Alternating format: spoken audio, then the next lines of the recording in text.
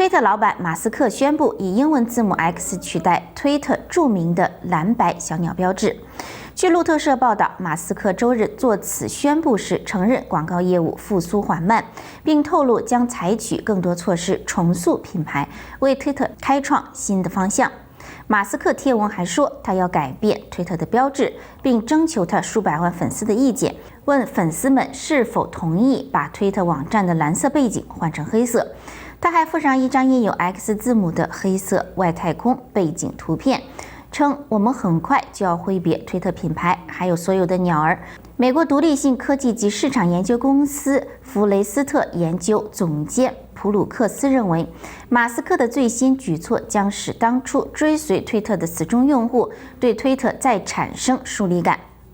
普鲁克斯说，一方面你可以说他将告别一个标志性的品牌，另一方面他正在暗示推特将迈向一个完全不同的方向，将拥有不同的用户群。